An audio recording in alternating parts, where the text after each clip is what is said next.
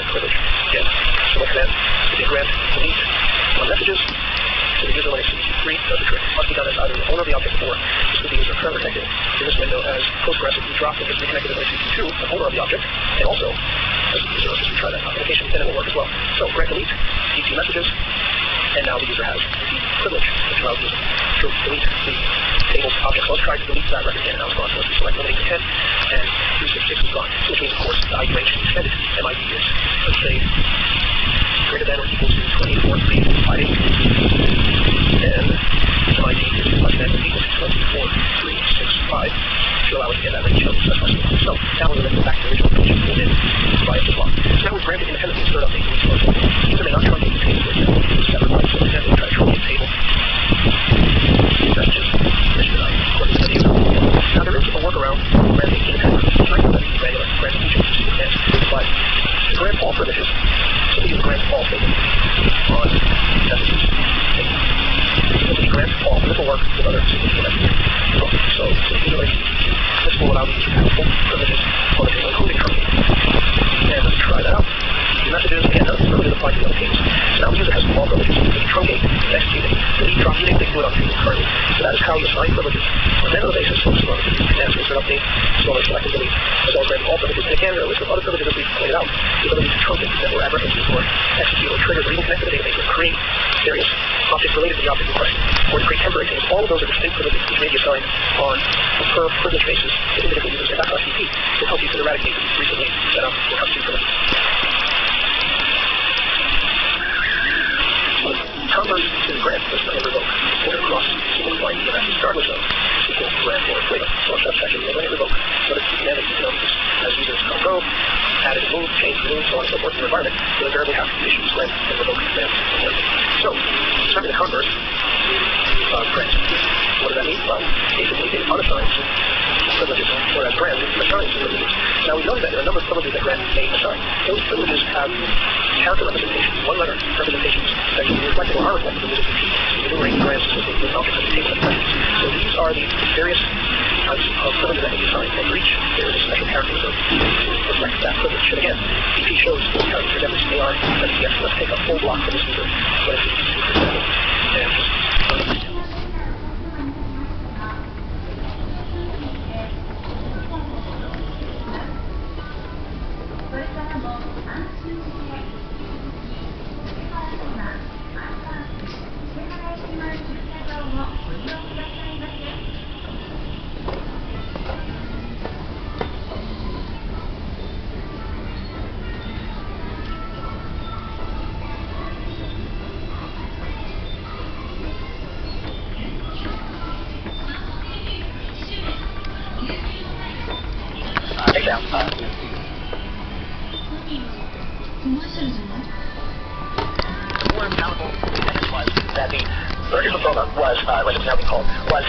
profoundly affected by EBV in some way. Now, a theory is emerging here, and we have one cofactor, one parasite, malaria, red blood cells, with EBV, a virus that seems to affect, well, they didn't really know at the time, but greater white blood cells. And how did these two things together transform the lymphocyte, okay, at this point? And so this was a great big curious mystery. What was happening? But at least something, we were getting closer to understanding the truth. But that wasn't just the only thing that Berkey was interested in. No, he was interested in curing this disease. So Joe Berkey now was an early chemotherapist at Sloan Kettering in New York at Sloan Kettering Institute, and they had remarkable success curing childhood leukemias, and at least bringing in long-term remissions in the early days with a drug called methotrexate, the folate, the essentially themselves. And when Berkey came to Uganda, there was Berkey saying, oh, try to get some of that methotrexate, please. And so we tried it, and it didn't work. And then they tried cyclophosphamide, which was another new drug at the time in the early chemotherapy or so, and they gave it to this boy, and lo and behold, it worked. Incredible. Amazing remission. So at this point, another guy named Keir Clifford, who was in Nairobi at the time, he started to experiment using a lot of the, again, these were shotgun one-arm things. I mean, people would be arrested for that today. But I think they were trying whatever they could to save these kids in these fast-growing tumors. And lo and behold, this is a combination of methotrexate and cyclophosphamide. And this is, all these kids, 15 kids, all cured with Gumberg's lymphoma using this new arsenal of chemotherapy. Now, I went through that story, that very fast, incredible story, to give you a sense of timeline, right? So 9 years, that's all it was. 9 years from the very first discovery of the first Burkitt patient, his first child. The who, the what, the when, the where, had all been answered. 9 years. It's amazing. And all that remains were the how and why. And what's amazing about this is, over the next 16 years, there were an awful lot of clues that were solved, a lot of mysteries that were solved in the how, right? So it turns out that this had everything to do with the oncogene. That's what the answer. That the start of this disease was the human scenic oncogene. And And you can see here what happens is that there's a little translocation of the chromosomes between 9 and 21, 8 and 14, I'm sorry, that's the other one. And they create this sort of scary, powerful mutant protein called MYC, and then sends the cell on an endless repetitive cycle. And so over the next 35 years, well, things change. Now, this is just vertical performance. I'm talking about, we make progress, obviously, and we're excited about love and T-minors, as mentioned, some of the exciting new stuff. But over the next 35 years, we may well kind of stop. So vertical performance is only a little bit better understood, not much. It's still common in children. There's no prevention at all. It's still the most common childhood cancer in Africa. Its cost of treatment is prohibitive. Now, the actual cost of every one of these drugs, which are off patent, is about $50. $50 for methotrexate now to cure a child with, and now the curation better with methotrexate and cyclophosphamide. That protocol costs about $250.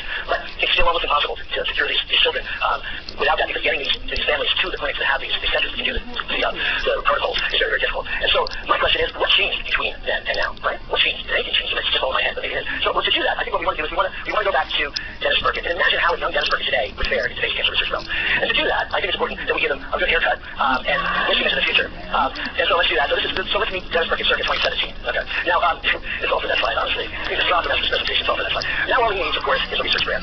We're spooling. Okay, apparently you go. And really what that means is an R01. That's what it means. You know, back in 1980, the average age for a first R01 was 36 years old.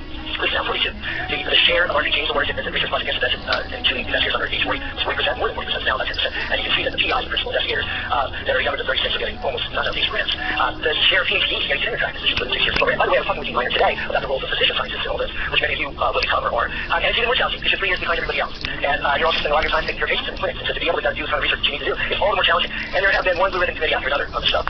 And so, but one shot or not, you know, Dennis has to try. He's got to try hard, and that means he has to quickly back up some publications, correct? So, Today's Cancer Realm, that means playing his own little tiny corner of the map. And when I say map, I just mean this map. Okay, how many of y'all know this map, right? So, there are places in this world that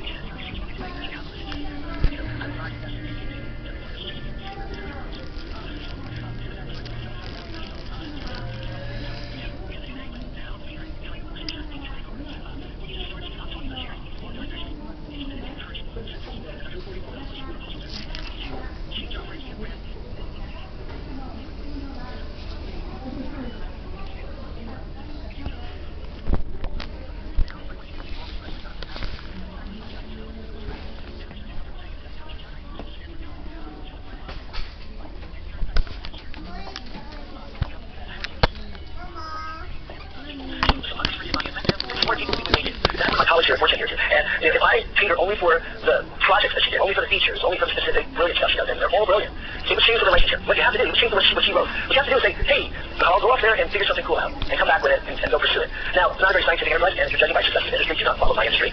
But having said that, I do think it's important that we need to change that. And I think we need to change this culture from within. And it's largely up to us, investigator advocates, physician advocates, donor advocates, patient advocates, industry advocates, academic advocates. We need to think of ourselves as change agents. And it isn't just about the money. It isn't just about saying, hey, we need more money for cancer. It's just more money for science. But we do. We absolutely do. And I'll never say we don't. But what we really need is to change the way we spend that money and do the research and work with each other. And with that, I think we can save some more lives. I thank you very, very much. Thank you, Mike. Thank you, everyone, for your patience. We have a few minutes remaining, and spend this very gracefully volunteer to respond to any questions or comments you may have. We have a couple of microphones, so please feel free to come up. Yes, you come to the mic. Thank you. Hi, thanks for your talk. I'm curious about what type of incentives you were thinking about for people sharing their research. Well, I think a lot of them are academic incentives, so it's important that I think the institutions where you are studying and beginning to fulfill a role recognize that you're a team player. And right now, the incentives, although each department is different and every institution is different, as a whole, it's really about individual achievement and looking at what kind of grants you brought in, and they know down to the dollar what you brought in. And so, how do we change that algorithm? How do we change the formula to determine that someone is a really brilliant contributor and plays off other people's ideas really well and has been incredibly valuable as a team collaborator? And I think we need to start working down to the academic system. And I think that part of this issue is sort of taking away the pressure of the publication. As you can see, having 70,000 publications doesn't mean we understand something. So part of it is to rethink what it is that we want to study, and maybe change those models so that instead of doing a discrete science experiment in which you're controlling all the variables and you're working with a Drosophilus or mouse model or something, and knocking out a gene here and seeing what happens, then we rethink what it is that we really want to learn from the process of, okay, so what is it isn't being asked? And then see, do we bring in the engineer from that department, and the astrophysicist from that department, and the chemist from there, and see if we can work together. And so we really have to rebuild that model. I think a lot of it comes from the academic world. Anything else? Hi there. I'm a graduate student here, and I a few months ago I finished my application for the next